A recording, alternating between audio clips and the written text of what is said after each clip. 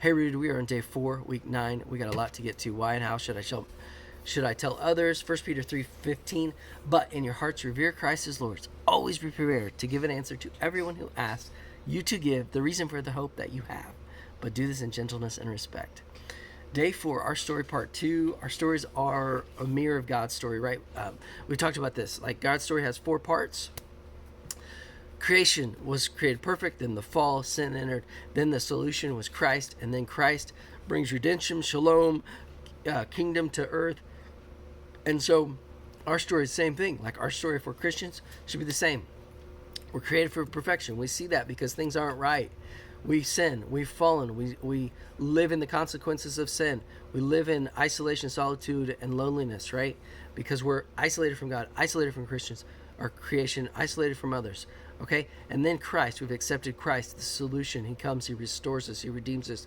He sets us in a right relationship with Christ, with others, or with God, with others, and with creation. Right? And so then that brings restoration, shalom. So those are the 3 parts. I wrote those down, right? This is a circle.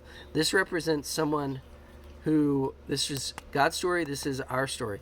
But the world's story is half of that, because they live in this place of fallenness. They live in this place of sin. They live in this place of separation from God, creation, and ultimately, typically, others, right? They live in the consequences of sin and death. And so our job is to bring Christ, the solution, into that and redeem, completing their circle. And how we do that is, how we're talking about doing that is through our story, right? Our story of how God did that for us. And our example, Rudy uses this example of Apostle Paul talking to King Agrippa, and this is, this is a great story, and there's elements of this that we can really use, but I just want to say that this is not a relational story. This is not relational evangelism. This is one time you're on an airplane, you're on a train, you're interacting with somebody for a brief amount of time, and so this is a little bit different. Like, you're not going to share your story like this every day to somebody that you know or you work with, or it's not going to happen like this typically. But there are elements of this that we can apply to us. And it is super important to think through and know your story. Know what this looks like in detail, how it happened to you, the story God wrote for you. It's good to know that so you can share that, right?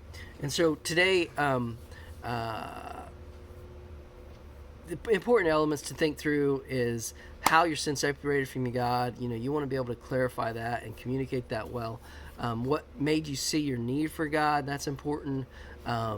Be real about how you felt and the change in your life after. One thing though that I do want to point out, in the story with King Agrippa and Paul, this is something we do need to grasp.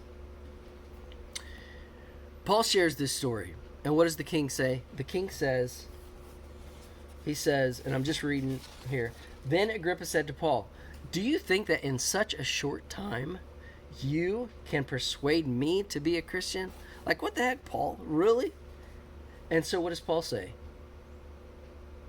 Paul says, a short time or a long time, I pray to God that not only you, but all who are listening to me today may become what I am, except for my chains. There's 3 things in there, right? Number 1, he says, I pray, he says short time or long time. So we can pull from that we need to tell our story. We need to tell God's story as it overlaps our story to other people. Short time, like you're on that train, we're on that bus, we're on that plane, we're rubbing shoulders with the cashier. That's weird. We're interacting with a cashier.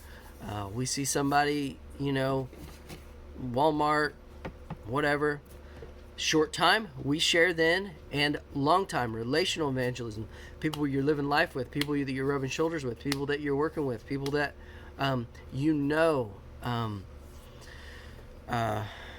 so those 2 things, we share our faith. We share the hope that we have for God, in Christ, right?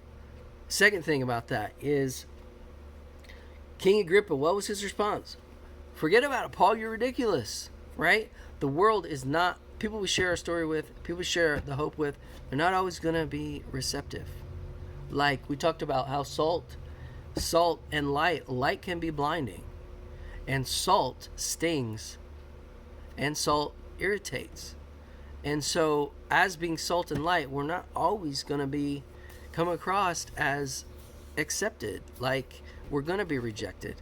The world, the Christian message is foolishness in the eyes of the world, unless God.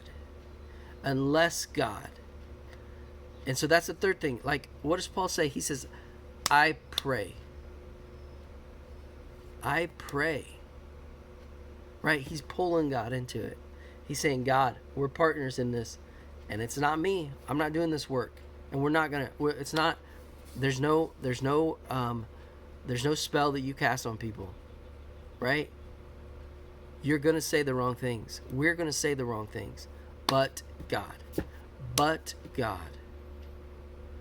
and He's the one who speaks through us, plants the seeds that will grow, or helps twist that knob open for somebody to come in and receive Christ. Okay, so yesterday we talked about 3 circles, right? As our story intersects with God's story, right? And our stories intersect. There's a point here. Our goal is to take this point where our stories overlap and bring that overlap into the world. Right here. And it's going to start out like this. Like you're going to know somebody. You're going to enter into a relationship with that person. You're going to enter their pain, their suffering, their normality.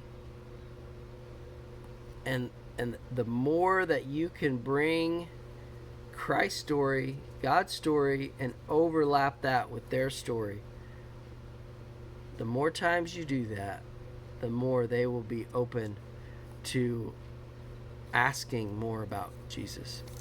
And so another thing I want to leave with us is, who do we ask? Who do we tell? Like, go and tell. Go make disciples of all nations. Go baptize. Go teach. Who do we do that to? In sales, you got Frank. And I want to introduce you to Frank. Frank is your friends, your relatives, your associates, your neighbors, and kids. Right? And so Frank, as we're thinking through Frank, your friends. Who are your friends? Who of your friends need Jesus? And if you don't have any current friends, think about growing up. Is there anybody that you could track down on Facebook that you grew up with that might need to hear about the love of Jesus? Relatives, who lives in your home? Is there anybody that you need to spend more time with, to invest in, who you see not fully understanding the gospel? Now go outside your home, like parents, brothers and sisters, and then go outside of that, grandparents, cousins, aunts and uncles. If you want to keep going, second cousin, I don't know. But that's relatives. Associates, who do you work with? Who do you spend time with? On a daily basis at work. Associates, people that you see every day, or every week, once a week at the grocery store, that might not know your name, but at least know to wave at you because they recognize you because you're in there so much. Who are people that might need to know Jesus that you are not friends with, that you could become closer to? Right? Neighbors. Neighbors. Like God says, love your neighbor as yourself. God's put you in a home, in a neighborhood, for somebody next door. And if you don't know your neighbor's names, like, that's a start. Like, go meet your neighbor. Like, at least know their name. Because if every Christian reached out to the people that lived next to him and loved him the way God loves, and entered into their life and loved their neighbor like their self, we'd have a completely different world. Our neighborhoods would be different. Our cities would be different. Our states and our country would be different if just that happened. Kids, what kids do you know that look up to you? Maybe you're an uncle. Maybe you've got a nephew or niece. Maybe you your kids' friends. If you have kids, their friends. Who are kids in your life that you know? And the reason that I bring up kids is kids have parents. And how many parents I've met because of their kids, because of my kids and their kids interact, right? But the other reason I say kids is because we're fishers. Jesus said, I'm going to make you fishers of men. Well, it's a lot easier to be a fisher of kids than a fisher of men. And I don't really even know. But they say it's a lot easier to catch the small fish than the big fish, right? I don't know if the little fish are hungrier. I don't know if they bite more. I don't know if they're the bigger fishers. I don't know, but that's the truth. Like, go fishing, you'll find out. So guys, think through who God's calling you to share your faith with. He's calling you to share your faith. He says, go make disciples, baptize and teach. And so we've got to do that. Man, I was telling somebody last night, like, this person is next. Like, they're going to accept Jesus. They're going to come to Jesus, and God's going to change their life. And, like, I'm ready to just go knock on the door, like, hey, okay, this is what I told him. I was like, look, okay, you're going to accept Jesus, all right? Let me just explain it to you, and then you do it, and then we'll go baptize you Sunday, okay? That's where I'm at. Like, I just want to go, like, that. I believe that's going to happen. Like, that's how I feel. Like, I don't know why. I don't know why I feel that, but that's how I feel. Like all I have to do is share, and they're going to accept Jesus. Like, I just think that's going to happen. And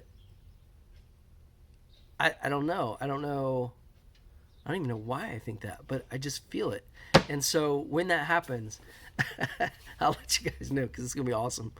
But anyway, so, hey, go think through your story, know your story, share your story. And actually, tomorrow's lesson, day 5, is time to tell. So hopefully we'll have some stories to share about how we've shared our story. I don't know if we'll have time to do that, but so, hey, we'll see you guys.